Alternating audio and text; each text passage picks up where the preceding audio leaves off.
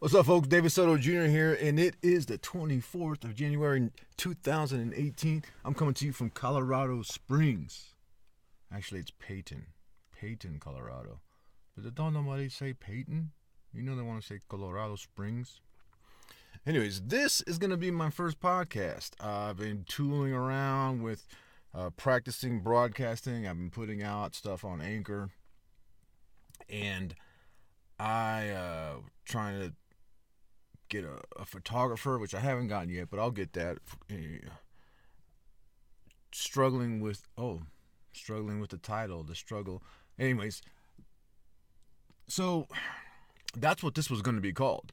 This was going to be the struggle, and it was gonna sound cool, right? I was gonna be like, hey, this is David Soto Jr. or no, I couldn't say this twice. So I was gonna say, my name is David Soto Jr. and this is the struggle. That sounds cool, right? But here's the thing, and I've talked about this before, but I had to change the name because, well, what would the struggle be about? The struggle would be about we're all going through struggles. I would share my struggles. I thought I would interview people and have them talk about their struggles, and because I think we're all going through struggles, and we need to enjoy it. It's the journey, right? It's the challenge, and if we don't have these journeys, if we don't have these challenges, if we don't learn to enjoy them, our life's gonna be fucked up. That's what I think, anyways. The problem is, would I be limited to only talking about the struggle? Topics referring to the struggle. I just know that through experience, when I start a social media outlet, that if I am very broad and very general, I do not have to worry about my content. All right. So my Instagram handle is now David E. Soto Jr. and I post basically whatever the F I want. Right. If I want to post a picture of me fishing or reeling in a fish or food or my book or something from a sales page on Amazon, whatever, I can post whatever I want. If I post old pictures from when I was actively taking pictures as a photographer, I can do that. I'm not limited to, when I was before, primitive Dave, to this whole ancestral health thing, and those were the only things that I could post. I'm like, hey, check out this movie. I can't do that. I couldn't do that, and it was very liberating and free to change my Twitter and Instagram handle to just my name. And so what ended up happening with the struggle is I decided that I needed to call it just the David Soto Jr. podcast before I started making episodes and then have to change it later because I want to talk about, I, Tonya, which was great. I'm not going to talk about it now. But I can do movie reviews. I can do book reviews. I can talk about my current struggle, and I can still have people on talk about their struggle. But I just feel like I just need to be real general about what my podcast is gonna be about. So that's it. I'm also, or another thing I need to talk about is that I am not here to give anybody advice. And for a long time, I thought that's what I was. I thought I was an expert advice giver. But the thing is like I really don't know shit, and it's taken me a long time to admit that. I am not an expert at anything. I know a lot of stuff, and I know a lot about health, nutrition. I know a lot about weight loss and the struggles. I know a lot about heating and air conditioning, which who gives a fuck? Oh, I was worried about cursing. Oh well. I know a lot about things about those. Like I'm really have expertise in those two fields, I think, because those are what I have experience in doing the longest. Other than that, I don't know shit about anything. So what this podcast is going to be is me working out my own shit, and sharing it, because I'm pretty sure the things I go through are what other people go through, and I feel like I'm on the verge of breaking through them. And I understand that there will probably be people out there who may never break through, will go to their grave unhappy, unhealthy, unsatisfied. And so I don't know if there is another, you know,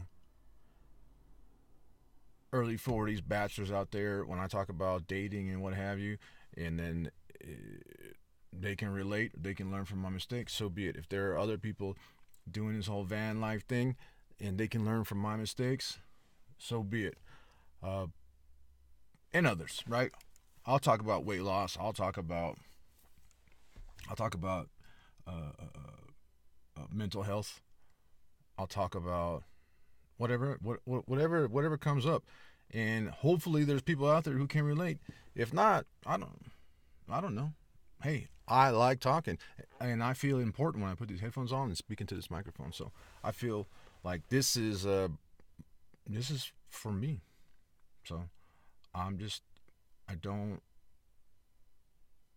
I've always thought that I am an advice giver, and it's still something I'm working on not doing. But this is not that. This is not it. This is not me giving advice. This is me just working stuff out, talking about myself, and as I work through it, and things that I observed.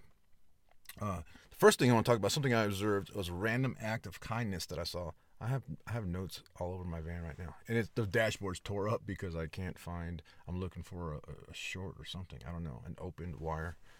Anyways, yesterday at Trader Joe's, somebody.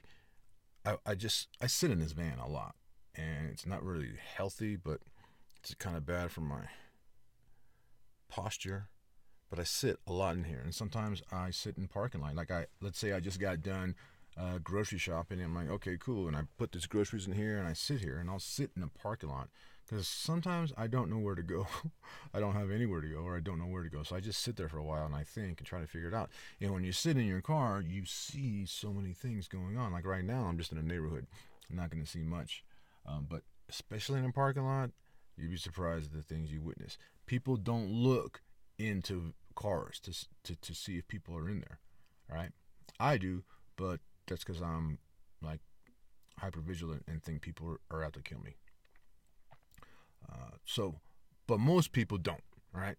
So I can literally sit here and watch people think that they're not being watched, and I mean, I've seen some weird things in this past 2 years. But yesterday at Trader Joe's, I saw a lady, of course, in Boulder.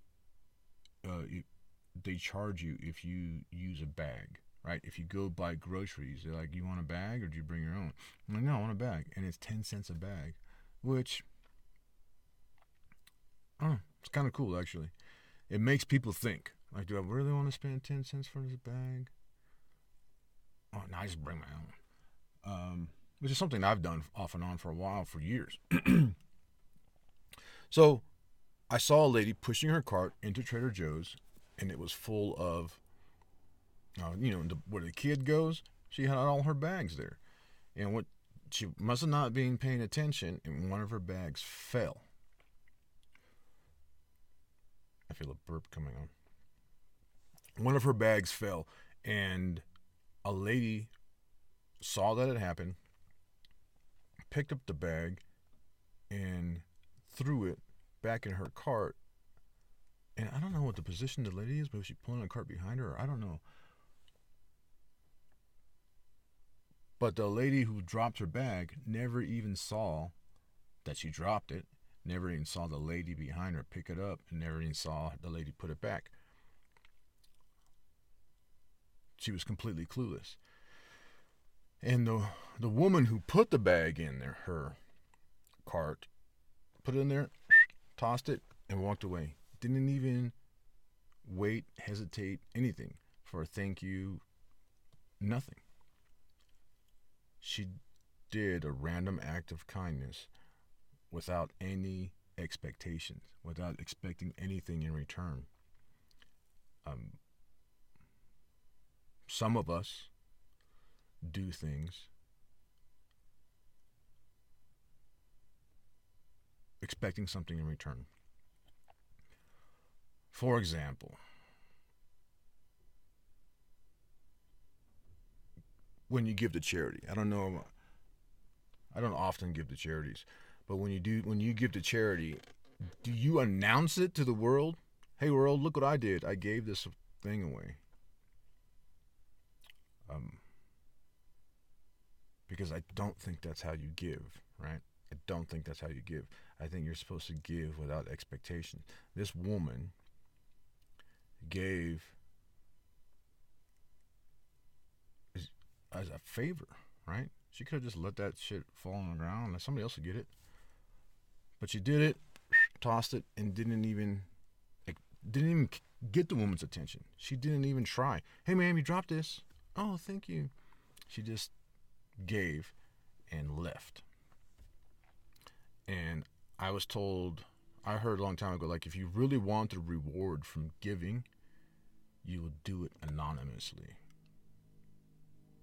Like, if you're honestly giving for giving's sake, you will do it anonymously, and you won't ask for anything in return, especially acknowledgement for doing so. That's always, I don't know where or when I heard that, but I've always heard that, and I've always tried to do. It's hard. I did coats for kids. I bought some coats for kids, and I didn't want any. I was gonna like keep it to myself, right? Because I was gonna put myself to this little test. And what I ended up doing is broadcasting it all over the damn place and making a video and starting a campaign, a GoFundMe campaign to buy more. I don't know. Was that really giving? I'm not sure. But I witnessed it. And it reminded me, and it made me think. Next thing, something I'm going through, and I'm looking. Oh, fuck. Yeah, wait, stop it. Shit. Oh, for fuck's sake. Everything is shut off. Anyways, this pisses me off. So the radio is still on, and the only way that I can, and my phone is connected Bluetooth. I didn't shut it off completely. Anyways, well, hey, that's life. It doesn't run so smoothly, and I'm not editing shit out, so we all have to deal with that interruption. Phone call from my accountant. I'll get it later.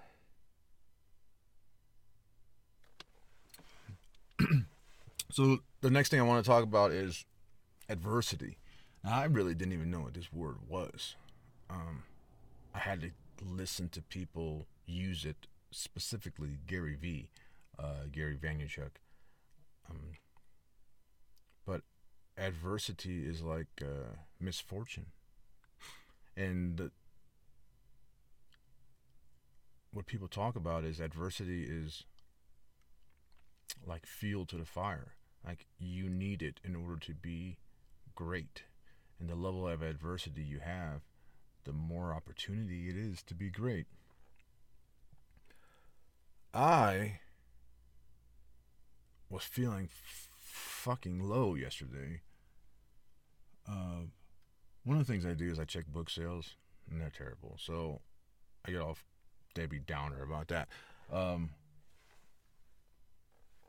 next thing is I just dropped a bunch of money on this van because I woke up one morning, 10 degrees, and it would not start. And I need heat. You know, I can be under the covers and bundled up, but in order to get out in 10 degrees, my van's 10 degrees. If it's 10 degrees outside, it's 10 degrees inside. So remote start, or the car has to run, it heats me up and keeps me, I don't know, comfortable, functional.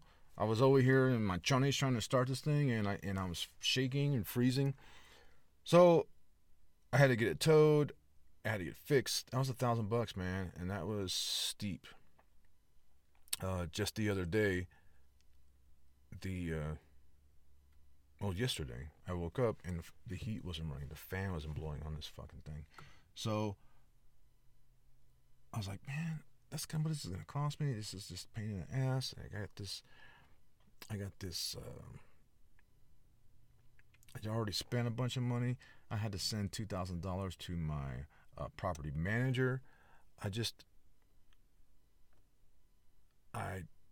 don't have any book sales. I don't have any income. I don't have a job. I can't even afford to go on dates, and I want to go on dates. And I was listening to a book by, I don't remember the guys. Let me look it up real quick.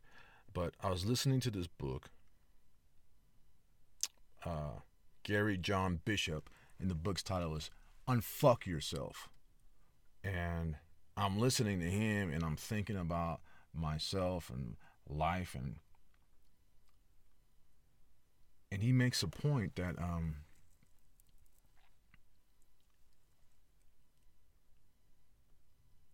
like